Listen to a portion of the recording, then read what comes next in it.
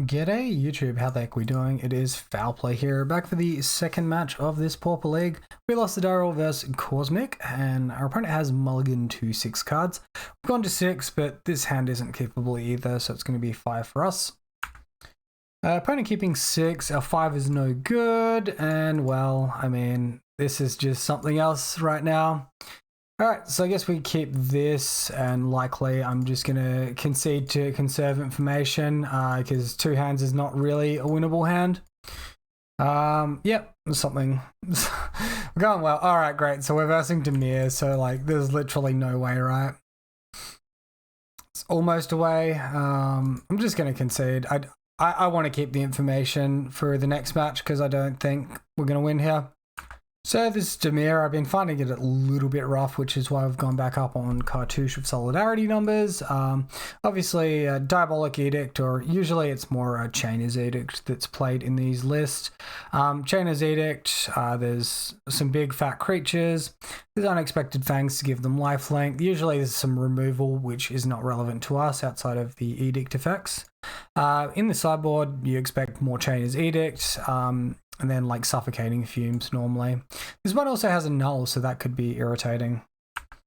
Alright, so this is the matchup for Young Wolf, if there ever was one. And Crucifix Insight is also reasonable enough when they're going to be countering a lot of our auras. Relic of Progenitus is possible to consider for a board in. Mostly because they're pretty reliant on their graveyard and also helps interact with their hate pieces. So I'm going to be looking to bring this in. Probably we're just going to take out our Lotus Petals after this. Maybe we'll leave like 2 Lotus Petals in and take out the 2 Rancor. I think that's reasonable. We'll submit that one. Alright, so we see this hand with Chainer's Edict protection, interaction with our opponent, and like 1 aura. I think this is like on the weaker side of the keepable hand. I can definitely see mulliganing this. I think it's fine to keep though. Alright, so turn 1 creature and pass. Opponent with Ice Tunnel in, tapped, and not the most exciting draws here. We can at least get Relic down past Counter Magic. Obviously, we don't want to see any more land sources. It's kind of nice that we have access to white, but we want to start hitting some auras pretty soon. So yeah, this is going to be an interesting spot if they start holding up Counterspell instead of looking for stuff. Vulnerable to suffocating fumes, and there's nothing we can do about that. Alright, opponent just running out the Diabolic Edict sorcery speed there. And could be in... And of course I forgot to activate my Relic. My mistake. Apologies, guys. It doesn't look like it was going to matter too much anyway. Well, let's make them get rid of that one. I guess we'll basic land cycle, so there's 1 less mana hit possible here. We get our planes. We'll play our Setessan Training past the Counter Magic. I mean, like, here we're just going to get, like, follow-up Chainer's Edict, I'm pretty sure. So, I don't think the game is going to be hugely winnable after that. If we hit creature off the top here into Cartouche of Solidarity, maybe, but I have a feeling like we're just going to lose this one very, very soon. Alright, so opponent's turn, plays Mental Note. We see another Diabolic Edict to the graveyard. I wonder if the instant speed is taking precedence over the flashback currently. Alright, so of all the cards we wanted to see, that was probably not it. Let's sack our Relic of Progenitus and see what we find. So we do actually find an aura there. I think the play here is just assume our opponent does not have Diabolic Edict in hand and just pretend that doesn't exist. So it looks like Counterspell from them. Okay, well, we do have a ball game now. We can resolve Armadillo Cloak. That gets us past Arms of Hadir, or Suffocating Fumes. So that's something. Still, it would have been nice to have resolved that Ethereal Armor. Next part's going to be just like dodging Diabolic Edict for multiple turns. Alright, so opponent plays Mental Note. We see Snuff Out go into the graveyard there, so that's interesting that they didn't have any cards to board in. Thought Scour as well, and now we're going to just see a fatty creature. There he is. Alright, so first strike Aura Please deck.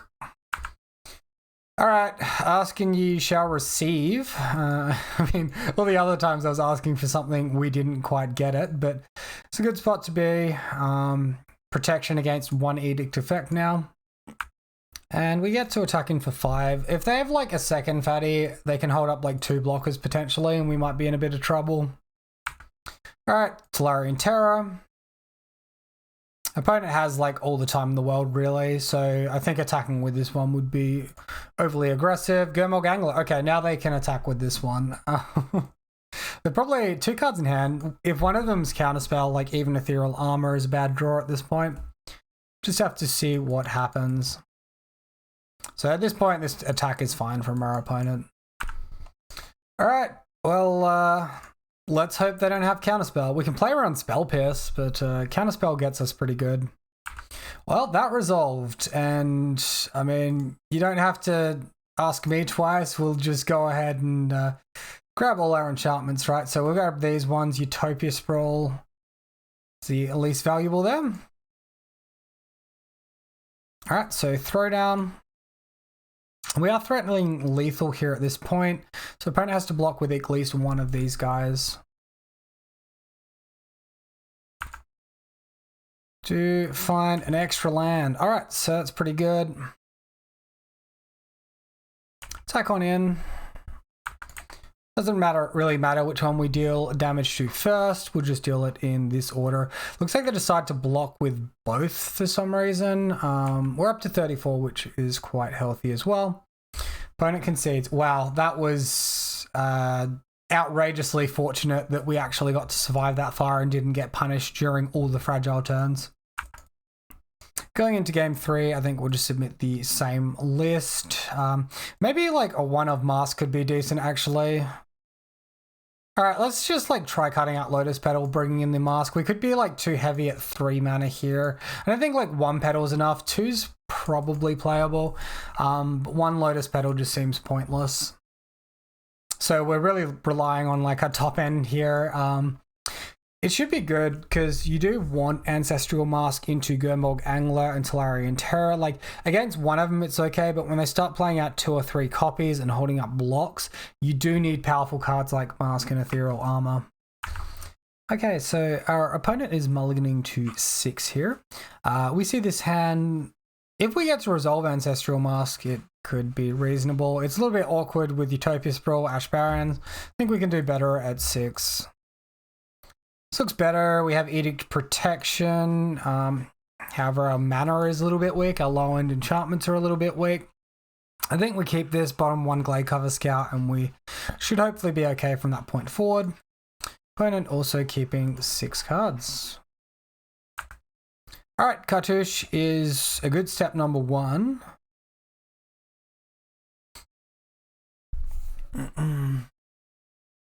I think the correct line is Glade Cover Scout here. It works pretty badly in a turn 2 Chainer's Edict or Diabolic Edict. The Young Wolf, I think, is better if it gets countered than the Scout. I think we're relying on the Scout more than the Young Wolf. All right, Instant Speed, Diabolic Edict at Sorcery Speed again. You'd think you'd want to go for some value and try and deny an aura there. So we do draw a forest. And I mean, I guess it doesn't really matter which way we do this. We're relying on Young Wolf a fair bit now. All right, so now we're hitting our mana, so future turns should be a little bit smoother. All right, Brainstorm from our opponent. We should also note, like, holding up both creatures for turn 2 isn't really a play either because that walks into Counterspell as well. So I think we're forced to play out one of the creatures turn 1. If we'd have kept the Glade Cover Scout, which maybe that was correct actually, we could have turn 1 Young Wolfed, and then if we hit land, we have like 2 different Glade Cover Scouts we can resolve, and we resolve one, we can resolve the Abundant Growth second. So that's relying on drawing a land drop though, which we weren't guaranteed to do. A few cards to the grave for our opponent off the mental note. Alright, so now it looks like they've passed the turn to us, and we found Ethereal Armor here, which sort of like sucks a little bit because We only have access to only like one white card, and our other like non-white cards are 3 mana, so we can't cast both of them. Definitely go for the Cartouche of Solidarity here. Look to attack in. It's possible our opponent was holding up Spell Pierce there. It could just be an end of turn Thought Scour. I guess we'll see more here. Nothing. All right, so maybe it's Spell Pierce.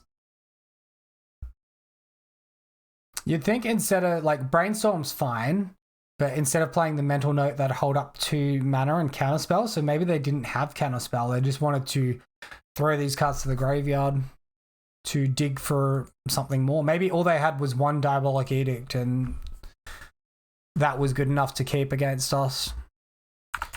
All right, Tolarian Terror from our opponent now. A land drop wouldn't actually be too bad, just given how our hand looks.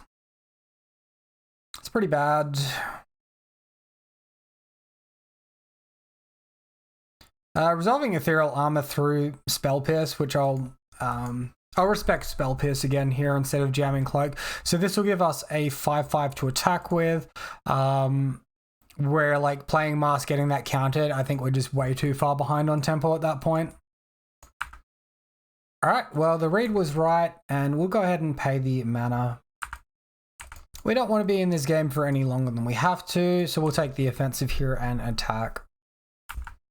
Attacking into closed mana is good as well. We've got First Strike opponent. This is a very strange block. Mutagenic Growth? No? All right. Well, if he had open mana, it's a risky attack because there's a chance that they can Unexpected Fangs in response. Grow their creature to a 6/6 and our creature will die. All right, so Thought Scour on themselves now. No, on us. Thought Scour on us. It's odd.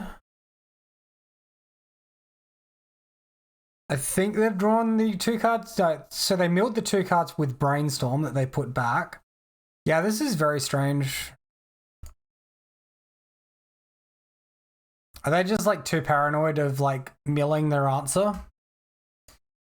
I think we're versing a relatively inexperienced opponent here. Having said that, the Thought Scour was good. It's taken away our Armadillo Cloak, which we probably didn't want to have happen. Here's an interesting spot. We can Crufix's Insight, look for Trample, which is 3 Cetacean Trainings, 0 Rancors. We boarded out our Rancors, right? Yes, we have boarded out our Rancors. So I don't love that line. We have a chance to go in on the Warrior token, though, and be attacking with 2 creatures a turn. I think this is reasonable because we can get the 3rd creature with Cartouche of Solidarity. And we probably want to just split it down the middle here a little bit. Make our opponent's blocks as awkward as possible. Protect ourselves from suffocating fumes a touch. Yeah, I think this is a pretty reasonable spot to be in. Opponent blocking the 8/8 and taking the 9 damage. Very bizarre. All right, Archaeologist from our opponent now. Opponent puts a counter on their creature.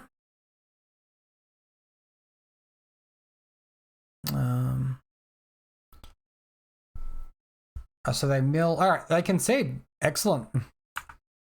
All right, so that was a very peculiar match. I feel like it was a pretty bad matchup, and then we got either extremely lucky from our opponent keeping a bad hand, rolling bad draws, and also possibly misplaying some of their cards. I didn't have perfect information, so I don't know whether or not it was or wasn't misplaying, but Diabolic Edict at sorcery speed, it was very, very bizarre to me. Thank you all very much for watching. We'll take the wins where we can get them in these last 2 matches specifically. I hope you had a wonderful time here. If you did, let me know down below. And until next time, have a wonderful day. I'll see you then.